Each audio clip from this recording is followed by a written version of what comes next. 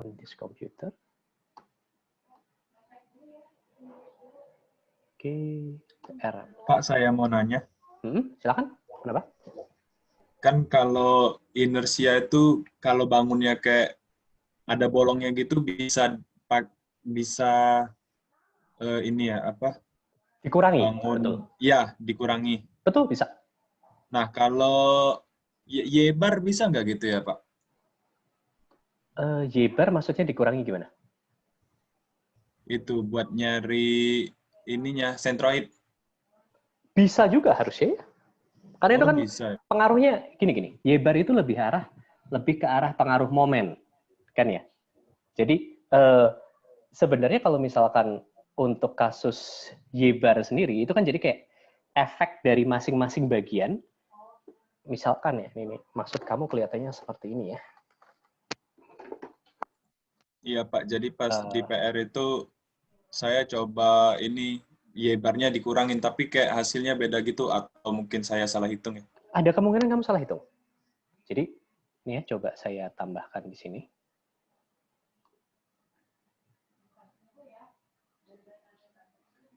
Begini ya, kalau misalkan Y-bar itu tuh kan hubungannya dengan centroid kan ya? Maksud kamu Y-bar itu adalah apa namanya centroidnya kan?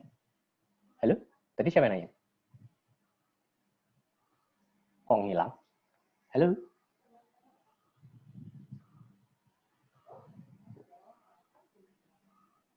Yang barusan nanya tadi siapa? Saya Pak. Rehan ya? Oke. Syawal. Oh, Syawal. Oke. Syawal, yang kamu maksud dengan Y-bar itu apa? Centroid kan ya? Lokasi centroid Iya, Pak. kan? Iya. Jadi gini, kalau misalkan lokasi centroid itu misalkan kita punya bentuk seperti ini ya. Terus habis itu kita ingin cari tahu centroidnya atau bentar, sorry. Kalau seperti itu masih simetris ya. Misalkan yang kayak kemarin itu meja gitu ya. Untuk kasus seperti ini itu kan tidak simetris. Memang sebenarnya cara paling standarnya itu adalah penjumlahan masing-masing. Oke? Cara paling standarnya itu adalah penjumlahan masing-masing. Jadi untuk masalah momen inersia pun itu baiknya kita pakai cara yang penjumlahan. Jadi misalkan ini I1, ini I2, ini I3, kita jumlahkan. Totalnya adalah I1 plus I2 plus I3. Tetapi I itu baru bisa dicari apabila kalian sudah tahu posisi netral aksisnya. Yang tadi dibilang oleh Syawal tadi itu kan masalah posisi netral aksis ya Syawal ya. Oke. Nah, untuk mendapatkan posisi netral aksis itu bagaimana? Itu kita bisa menggunakan penjumlahan ya. Penjumlahan yang halo Syawal? Mana nih Syawal?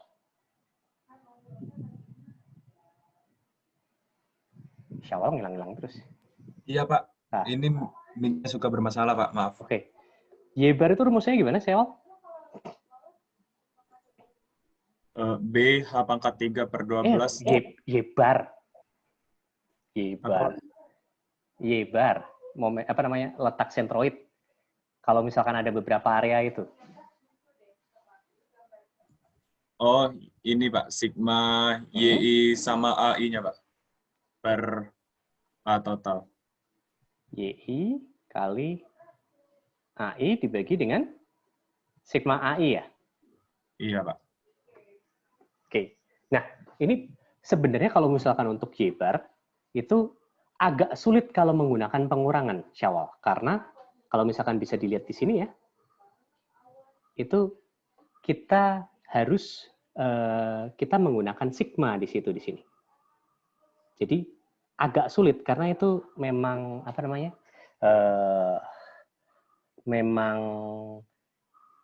rumusannya itu walaupun dia itu ada integralnya, tetapi untuk pengurangan di sini agak sulit. Kamu pengurangannya gimana untuk Y-bar ya, Syawal? Karena yang setahu saya itu pengurangan itu normal untuk digunakan itu lebih ke arah yang ini. Inersia totalnya. Jadi kalau misalkan untuk inersia total, untuk kasus seperti yang tadi kita sudah dapatkan, misalkan Y-bar-nya sudah tahu ya. Kadang-kadang kita bisa mengendalinya dengan cara seperti ini. Ya, misalkan Y-bar-nya di sini misalkan ya. Oke. Kita bagi 2 misalkan. Bagi 2 itu cuman bagi 2 itu bukan seperti itu. Bagi 2-nya seperti ini. Ini inersia yang pertama, ini inersia yang kedua. Dan inersia totalnya itu adalah inersia pertama dikurangi inersia kedua. Kalau seperti ini ya bisa, biasanya dilakukan memang. Oke, tetapi kalau untuk Y-bar memang itu jarang sekali dilakukan yang negatif yang pengurangan, dan itu memang kurang umum sih kalau dari situ. Kamu melakukannya gimana, Syawal? Iya Pak, sama kayak gitu. Bangun satu dikurang bangun yang bolong ya. Momen, bentar. Walaupun mungkin masih bisa digunakan karena itu urusannya sama momen nih. Momen situ kurangin itu harusnya sih masih bisa. Kemungkinan besar kamu salah kalkulasi. Tetapi tetap saja baiknya kalian menggunakan rumusan yang standar seperti ini. Oke, karena kenapa kok sebaiknya kalian tetap menggunakan rumusan yang standar seperti itu yang penjumlahan? Itu karena biasanya pada saat kalian mengerjakan sesuatu, step by step-nya itu akan dinilai. Jadi tidak hanya di hasil akhir saja. Dan biasanya kalau kalian menggunakan pengurangan, oke, ya itu karena step-stepnya tidak mengikuti step-step yang normal untuk digunakan, hasilnya pas salah, itu kalian bisa dianggap caranya itu tidak sesuai seperti itu. Jadi kalau menurut saya sih lebih baik ikutin yang ini. Oke, Syawal ya? Oke, siap Pak. Makasih Pak. Oke. Ada lagi yang ingin ditanyakan sebelum kuis? Mungkin kalau tidak ada pertanyaan, saya akan coba bahas ini dulu sih. PR nomor 3 ada yang bermasalah tidak?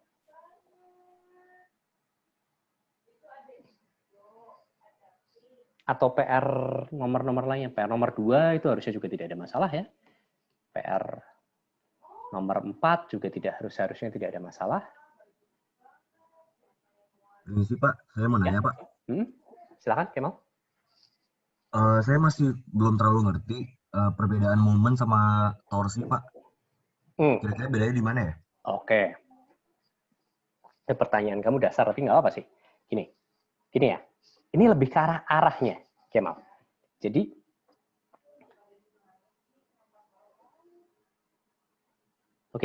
kalau misalkan batang seperti itu ya, kita punya batang seperti ini.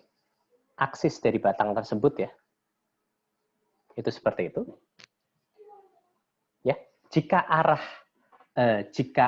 momennya itu searah dengan arah aksisnya,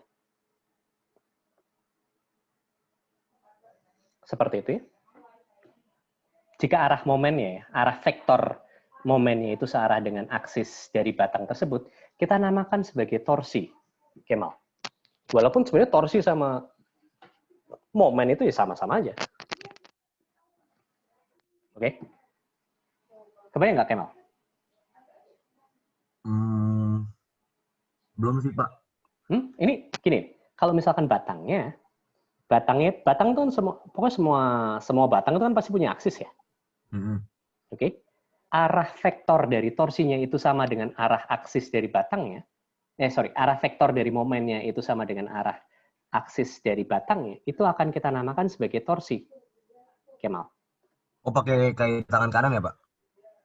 Bukan aturan tangan kanan, lebih ke arah. Ya, ini pakai aturan tangan kanan, benar. Jadi, kalau misalkan kalian bisa melihat video saya ini, seperti ini. Oke. Yang di kanan itu seperti itu, yang di kiri seperti ini. Oke, itu disebut sebagai torsi. Tetapi jika arah momennya tegak lurus dengan arah aksisnya, tegak lurus dengan arah aksisnya, Misalkan dalam hari ini, di sini misalkan masuk ke kertas. Sorry, ini keluar kertas ya. Yang di sini masuk ke kertas.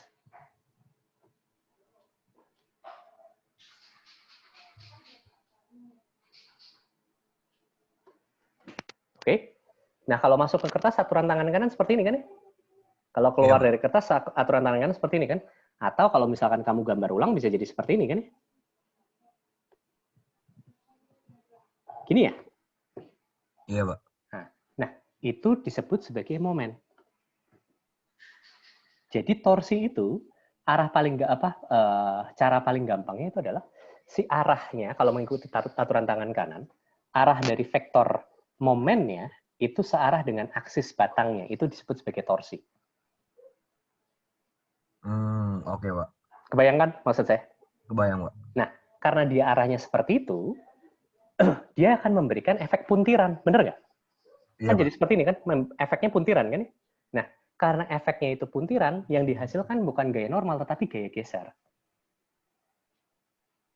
Kebayangkan? Kebayang, Pak. Nah, sedangkan kalau momen, karena arahnya tegak lurus dari aksisnya, bentuknya seperti ini, itu efeknya itu akan memberikan efek bending ya. Jadi itu akan memberikan gaya normal. Yang atas itu, kalau momen positif seperti itu, atasnya negatif, yang bawah akan positif seperti itu. Gitu ya? Oke, Pak. Ya? Kebayang, Pak. Kebayangkan ya? Itu beda antara torsi dan juga momen. Bagi siapapun yang masih bingung antara torsi dan juga momen, itu seperti itu. Lebih ke arah sebenarnya kita tidak salah-salah amat menyebut torsi sebagai momen, momen sebagai torsi. Ya. Tetapi memang biasanya kita sebutkan sebagai torsi apabila aksisnya itu sejajar, aksisnya itu di aksis yang sama, arahnya itu di aksis yang sama dengan aksis batangnya, itu sebagai torsi. Gitu. Oke, ada lagi yang ingin bertanya? Kalau tidak ada pertanyaan, mungkin saya akan coba bahas salah satu soal nomor 1 nih harusnya aman ya, nggak ada masalah. Soal nomor 2 juga harusnya aman. Oke, soal nomor 4. Nah, soal nomor 4 ini ada yang bermasalah tidak?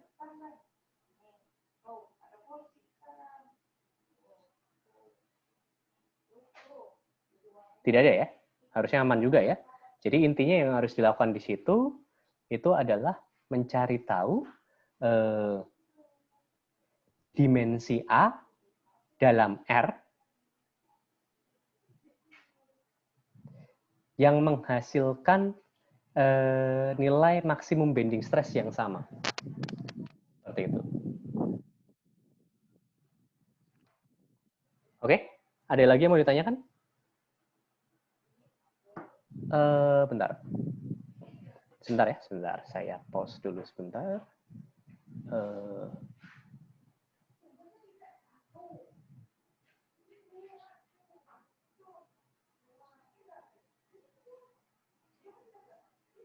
Saya lanjutkan aja.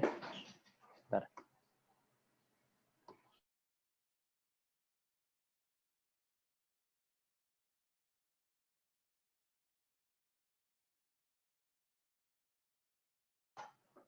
Oke, kita coba lanjutkan ya.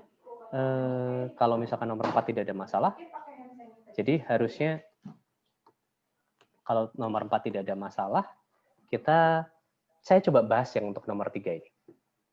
Oke, untuk nomor 3 ini, ya, ada yang bermasalah di situ. Halo? Ada yang bermasalah di sini tidak nomor 3? Intinya yang harus dilakukan kalau kalian memiliki kasus seperti ini, itu adalah kalian coba cari tahu terlebih dahulu, oke? Karena di sini yang ditanyakan adalah tegangan normal yang terjadi akibat momen lentur di titik A, berarti kalian harus coba cari tahu terlebih dahulu momen dalam yang terjadi pada potongan tersebut. Oke? Oh ya, jangan lupa absen ya. Jangan lupa absen. Momen dalam yang terjadi pada potongan tersebut. Kalian coba cari tahu terlebih dahulu momen dalam yang terjadi pada potongan tersebut. Nah, caranya bagaimana? Ya tinggal dipotong saja, paling gampang ya. Potong, lalu kita coba cari tahu di sini.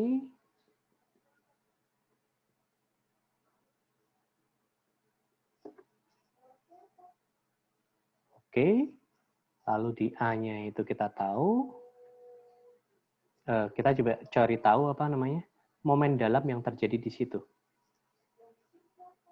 Ada momen, ada gaya geser ya biasanya. Cuman gaya gesernya kita tidak perlu tahu. Tapi harusnya pasti muncul di situ gaya geser. Oke, momen dalamnya nilainya berapa? Dengan menggunakan diagram benda bebas kita bisa dapatkan sigma momen di potongan A tersebut kita bisa dapatkan nilai dari momen dalamnya. Oke, nilai dari momen dalamnya harusnya itu kalau misalkan kalian hitung nilai dari momen dalamnya itu adalah di potongan A tersebut adalah 100 kN kali setengah meter, berarti 100 kN dikalikan dengan setengah meter. 50 kN. Itu momennya di situ. Setelah dapat momennya bagaimana? Seperti ini, setelah kalian dapatkan momennya, selanjutnya yang harus dilakukan di situ karena cross section areanya tidak simetris atas dan bawah, itu adalah untuk mencari tahu terlebih dahulu letak dari netral aksisnya. Letak dari netral aksisnya bagaimana? Nah, cara mencari netral aksisnya bagaimana? Ya, seperti yang tadi sudah saya bahas ya. Sigma YI AI dibagi dengan sigma AI. Tapi ingat, kalian harus punya referensi. Oke, misalkan referensinya dengan titik yang paling atas, gini ya, dengan garis yang paling atas. Itu sebagai garis referensi kalian, garis jarak kalian, dari semua jaraknya dihitung dari situ. Jadi, Y bar ini dihitung dari situ, YI bar dihitung dari situ juga. Oke. Setelah dapat itu, oke, kita dapat Y barnya. Setelah dapat Y barnya, kita bisa hitung momen inersianya. Oke. Mungkin saya coba ulang sekilas ya. Y barnya di sini bagaimana? Itu ada dua area ya, berarti di situ. Oke. Area yang pertama itu luasannya adalah 200 kali 20. Luasannya adalah 200 dikali 20. Pak? Ya? Pak, yang di momen tadi kayaknya masih kurang tepat deh Pak, karena dimensinya nggak cocok Pak. Dimensinya nggak cocok gimana? 100 kN per meter kali setengah meter masih 100 kN, masih 50 kN Pak, bukan kilonewton meter. Bukan, 100 kN per meter itu kan gaya persatuan panjang. Ini yang nanya siapa namanya? Ahdi Pak. Ahdi, oke. 100 kN per meter itu tuh kan gaya persatuan panjang, ya kan? Coba dilihat, kalau potongan A ini kan panjangnya 1 meter ya? Benar nggak? Iya. Kalau panjangnya 1 meter, 100 meter, 1 meter, total gaya di sini, total gaya yang terjadi itu kan kira-kira, total gaya yang terjadi di potongan tersebut itu kan sebesar 100 kN per meter kali 1 meter kan? Benar nggak? Oke, ya. Benar ya? Pusatnya di mana? Di tengah ya? Nah. Besarnya 100 kilonewton. Pusatnya di tengah. Momen yang disebabkan karena 100 kilonewton di tengah itu besarnya berapa? Benar ya? 50 kilonewton meter kan? Iya, Pak. Nah, gitu. Caranya gitu. Jadi kayak disederhanakan dulu jadi gaya terpusat di pusat gaya terdistribusinya. Gitu. Karena kalau tadi kita lihat gaya terdistribusinya itu kan pusatnya pasti di tengah itu. Karena kotak kan. Gitu. Kebayang ya, Adi? Bayang, Pak. Masih, Pak. Yep. Pak. Ya. Kalau saya momennya ada minus ya, Pak. Jadi minus 50. Oh iya betul, minus. Kenapa kok minus, Rahmat? Itu kalau pakai sigma momen di sisi kanan ya. Iya. Kalau pakai sigma momen di sisi kanan, terima kasih Rahmat, kamu sudah mengkoreksi saya. sigma momen di sisi kanan sama dengan 0, itu yang akan kita dapatkan itu adalah momen ditambahkan dengan 50 kilonewton meter, hasilnya sama dengan 0. Betul sekali. Momennya itu nilainya adalah minus 50 kilonewton meter. Oke, terima kasih Rama. Sudah mengkoreksi saya. Oke. Coba kita lanjutkan ya, mencari Y-barnya. Nah, kalau mencari Y-barnya, sisi atas itu kita anggap sebagai acuannya. Berarti misalkan ini adalah yang bagian pertama, ini adalah yang bagian yang kedua. Oke. Nah, luasan yang pertama itu adalah 200 kali 20 ya. 200 kali 20. YI barnya itu berapa itu?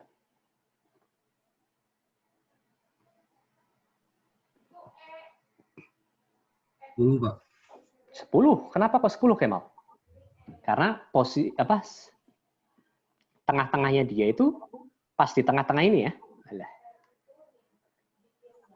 Sini ya, pas di tengah-tengah itu.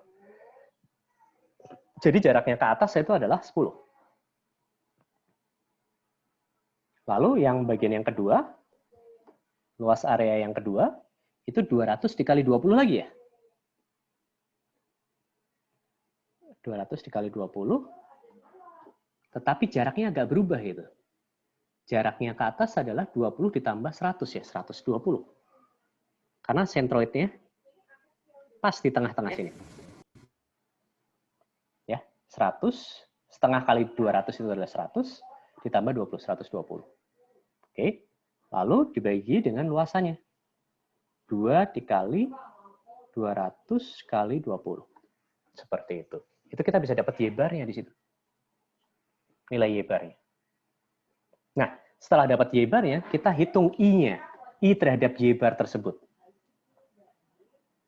Oke? Kalian bisa menggunakan yang namanya parallel axis theorem. Kebayang tidak? Rian Anggra Putra. Iya, Pak. Kebayangkan ya? Bagaimana mencarinya? Bayang, Pak. Jadi setelah dapat Y-bar, kita punya momen inersia untuk masing-masing ini itu kan kalau misalkan terhadap sentroid masing-masing itu adalah BH pangkat 3 per 12 kan ya. Itu coba kalian cari dulu masing-masing. Kemudian kalian geser. Ya. Jadi kalau momen inersianya, inersia yang pertama, oke, momen inersia yang pertama itu akan nanti jadinya adalah 200 dikali 20 pangkat 3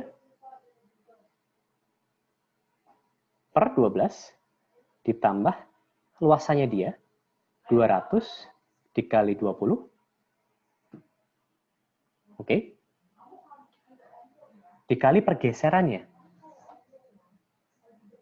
Pergeserannya itu seharusnya karena ini Y-barnya posisinya di sini. Oke. Lalu sentroidnya dia itu ada di 10 mm. Berarti pergeserannya itu nanti harusnya adalah nilai dari Y-bar yang didapat dikurangi 10 mm. Itu adalah inersia yang pertama. Oke. Sedangkan inersia yang kedua, nilainya itu adalah 20 dikali 200 pangkat 3 dibagi 12 ditambah pergeserannya. A dikalikan pergeserannya. Oke. Kalau yang tadi pusatnya di 120, Y-barnya pasti di atasnya. Jadi nanti nilai pergeserannya itu adalah 120 dikurangi Y-barnya. Kira-kira seperti itu. Itu inersia 1 dan inersia 2. Inersia total itu adalah I1 ditambah I2. Oke. Setelah inersianya dapat, selesai. Kita bisa selesaikan nilainya ya. Oke. Tinggal menggunakan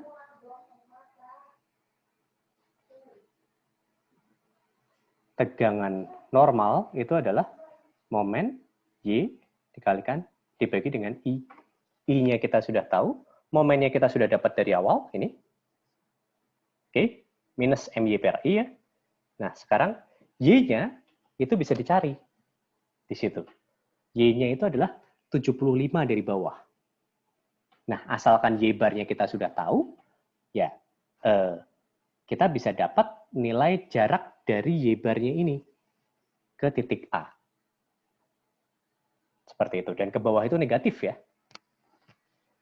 Seperti itu. Jadi jarak inilah yang nanti akan kita gunakan sebagai Y kita untuk mencari nilai tegangan. Bagian ini ada yang ingin ditanyakan, silahkan.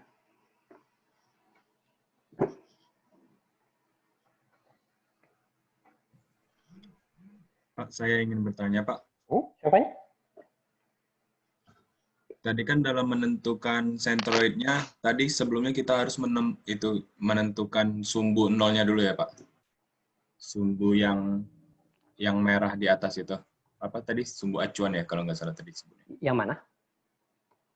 Pas sebelum nentuin sentroid, Pak. Sebelum menentukan sentroid. Sumbu acuan. Oh iya, betul. Sumbu acuan itu adalah sumbu nol. Betul. Sumbu Ya, nol Pak. itu maksudnya adalah, kamu biasanya ya, kalau untuk sumbu nol itu paling atas atau paling bawah lah ceritanya. Paling gampang itu. Jadi kayak titik nol kita di mana gitu loh. Itu Pak, tapi saya ngerasa lebih gampangnya kalau sumbunya saya anggap di sentroidnya, Pak.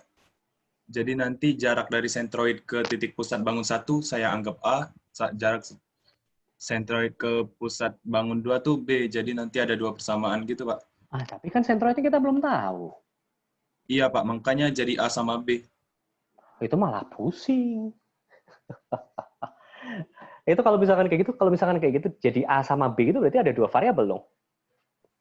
Iya, Pak. Yang pertama kan ini 20-nya dibagi 2 10, terus ditambah 100 yang di bawah jarak antara ini titik pusat 2 bangunnya kan. Itu sama dengan A plus B.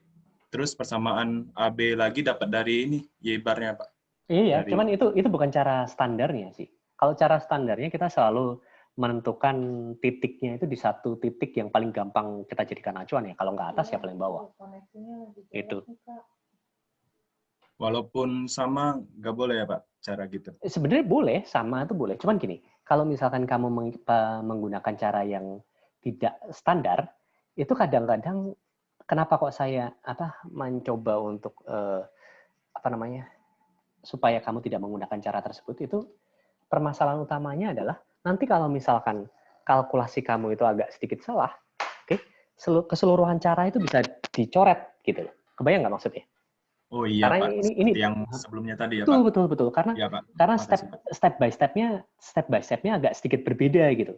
Kalau misalkan dosennya pas ngeh dengan cara kamu, oh maksudnya itu seperti ini, kasih nilai cukup tinggi. Tetapi kalau misalkan dosennya pas nggak ngeh gitu, atau kamu lupa menuliskan seluruh detailnya, itu kan masalah jadinya.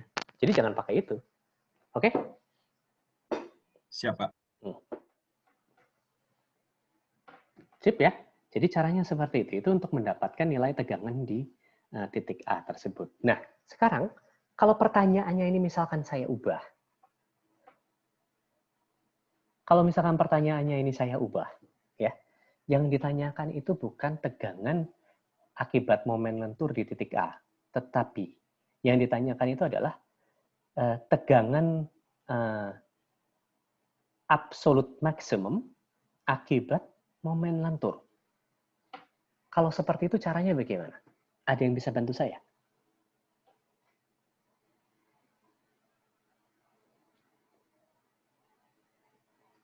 Atau saya tunjuk ke siapa nih? Najma, Pak. Oke, silakan Najma.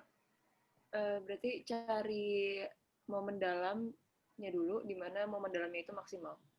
Oke, jadi intinya antara kita cari persamaan momen dalamnya, atau kita cari diagram momen dalamnya ya? Maksud kamu Najma gitu ya, Najma ya? Iya Pak, di gambar diagram Betul. sekali kita maksimum. Jadi caranya bisa dua sebenarnya. Tidak perlu digambar diagram, kalau kalian mau pakai cara yang lainnya bisa.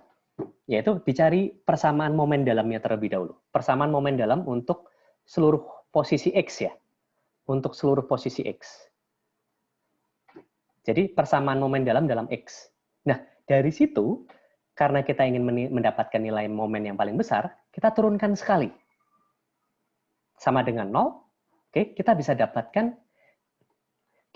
dapatkan nilai X yang memberikan momen maksimum. Oke? Ya, dari situ setelah kita dapatkan setelah kita lakukan itu, kita bisa dapatkan nilai momen maksimumnya. Tapi ingat, turunan pertama sama dengan 0, itu artinya bisa 2. Artinya kita bisa akan mendapatkan lokasi dari momen maksimum atau lokasi dari momen minimum. Jadi kalian harus cek terlebih dahulu apakah titik yang kalian cek itu, yang kalian dapatkan itu, X yang kalian dapatkan itu adalah titik maksimum atau titik minimum. Itu aja sih. Oke? Nah, sebenarnya cara yang lebih aman tadi yang seperti yang tadi Najma bilang. Jadi, gambarkan dulu momen dalamnya. Diagram momen dalamnya seperti apa? Setelah kalian dapatkan diagram momen dalamnya, oke? Setelah kalian dapatkan diagram momen dalamnya, kalian bisain, oke? Kalian bisa tahu, oh titik mana yang maksimum. Misalkan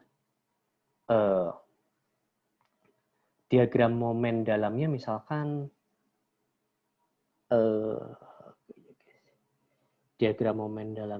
seperti ini ya. Oke, misalkan diagram momen dalamnya seperti itu. Titik maksimumnya yang mana? Ya paling ujung ya berarti. Nilainya berapa? Kita dapat nilai momen maksimumnya. Setelah kita dapatkan nilai momen maksimumnya, misalkan dalam kasus ini momen maksimumnya terjadi di yang paling ujung ini. Ya, setelah kita dapatkan nilai momen maksimumnya, kita ulangi kalkulasi tadi, oke, untuk mendapatkan Y-barnya. Setelah kita dapatkan Y-barnya, kemudian kita cari inersia penampangnya. Setelah kita dapatkan inersia penampangnya, lalu kita kalkulasi nilai tegangan maksimumnya. Oke, nilai tegangan maksimumnya otomatis akan terjadi pada jarak maksimum dari netral axis. Itu bisa ke atas, bisa ke bawah. Ya, itu hasilnya tergantung dari posisi netral axis kita. Kalau netral axis kita cenderung ke atas, ya berarti tegangan maksimumnya akan terjadi di bawah, karena jarak Y yang ke bawah ini akan lebih besar. Seperti itu. Nah, setelah kalian mendapatkan Y yang paling besarnya, antara ke bawah atau ke atas, dimasukkan ke sini, kita bisa mendapatkan tegangan yang paling besarnya. Seperti itu. Oke, sampai di sini ada pertanyaan?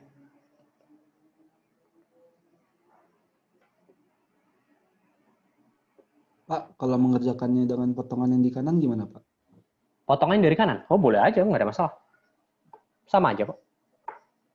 Cuman potongan yang di kanan tuh kenapa kok saya menghindari potongan dari kanan ya? Maksud kamu potongannya nggak dari kiri tapi dari kanan gitu ya? Iya, Pak. Kenapa kok saya menghindari potongan dari kanan? Karena di potongan dari kanan itu akan ada momen awal dan juga gaya geser awal. Jadi untuk menurunkannya akan sedikit lebih sulit daripada di yang kiri. Kalau yang di kiri, sisi ini, itu kan tidak ada momen dalam, ujungnya ya, tidak ada momen di ujung, tidak ada gaya geser di ujung kan?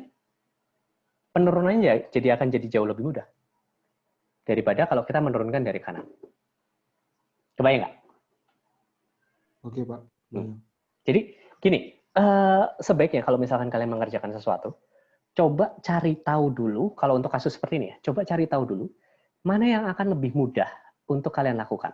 Misalkan motong dari kiri kah? Atau motong dari kanan kah? Seperti itu. Itu baiknya kalian tahu apa?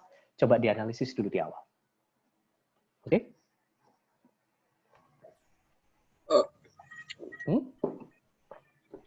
Oh, saya tadi nyoba yang pakai dari momen kanan kan, Pak. Cuman hasilnya beda sama Bapak momennya. Momennya berapa nilainya? Min 62,5. Kok bisa berbeda? Tetapi kamu apakah sudah menghitung terlebih dahulu momen luar yang terjadi di sana? Udah Pak, yang itu kan Pak yang dipotong. Potongan pojok ini? Sudah? Halo? Fadel? Oh, hilang. Halo, Fadel?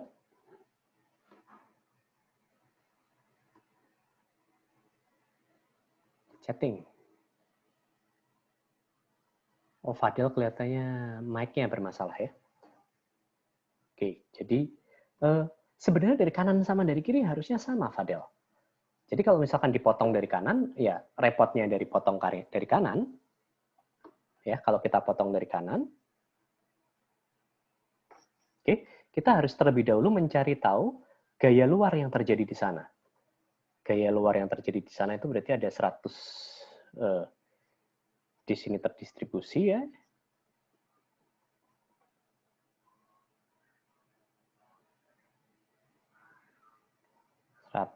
kilonewton per meter. Otomatis nanti di panjangnya di sini adalah 1,5 meter. Otomatis nanti di sini akan ada gaya geser ya.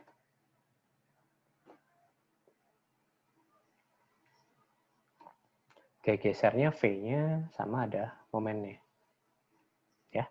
Nilai V di situ, nilai gaya reaksi di situ cenderungnya sih harusnya ke atas. Oke. Momen reaksi di sini cenderungnya akan seperti ini. Nah, nilai sebenarnya MA lah ya. MO. Terus di sini akan ada FO. Nilai FO-nya adalah 150 kilonewton. Nilai MO-nya adalah 150 kilonewton, jaraknya 0,75. Pusatnya di sini, 150 kilonewton. 150 kilonewton dikali 75. Berapa itu? Bentar, saya buka kalkulator dulu.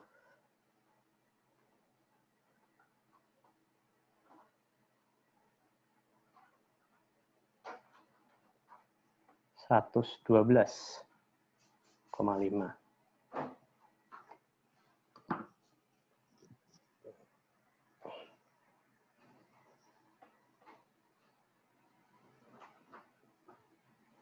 kilonewton meter. Nah, setelah itu kalian masukkan ke persamaan berarti. Jadi nanti potongannya di sini. Oke.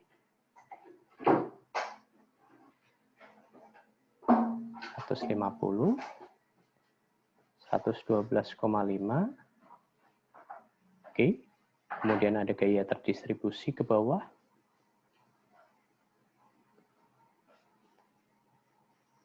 Lalu ada momen, dan ada gaya geser.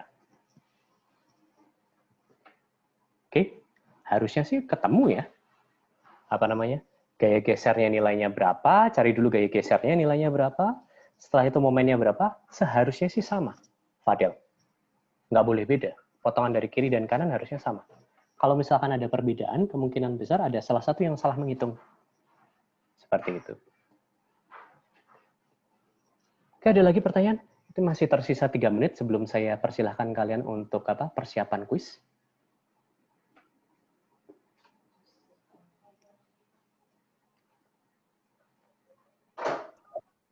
Pak Satrio. Ya, Rehan, silakan. Aku mau nanya, ini berarti cakupan materi kuisnya tuh dari yang pertama tuh sampai axial load, habis itu ada torsi sekalian ya, Pak? Aksial, torsi, bending juga masuk. Oke, Pak. Soalnya hanya 2 saja sih. Jadi belum tentu yang hari ini diajarkan sebenarnya masuk ke situ. Soalnya hanya 2 saja. Ya intinya adalah nanti yang belum sempat saya kuiskan, bisa jadi saya kuiskan lagi di kuis berikutnya. Itu ya Rehan ya. Siapa? Ada lagi yang ingin bertanya? Silakan. Jangan lupa absen ya. Ingat ya, jangan lupa absen.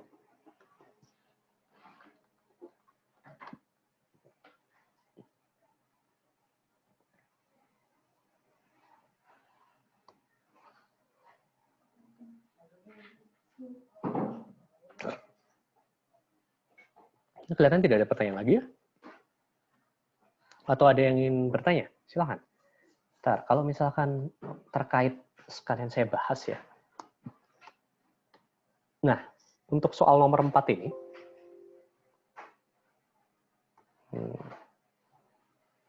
saya stop share dulu.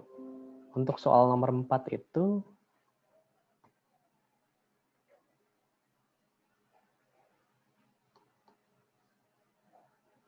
apabila kalian ingin tahu jawabannya seperti apa, coba saya bahas ya.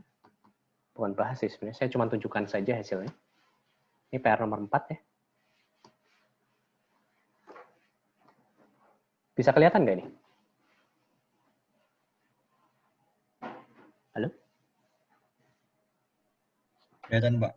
Kelihatan, Pak. Jadi bisa kalian lihat di situ hubungan antara nilai dari A dan juga R itu seperti apa. Jadi intinya apa yang harus kalian lakukan untuk mencari solusi dari soal seperti ini ya. Ya kalian coba cari rumusannya terlebih dahulu untuk momen inersia masing-masing ya. Nah, setelah dapatkan momen inersia masing-masing, terus habis itu kalian coba cari tahu nilai dari tegangan masing-masing. Oke.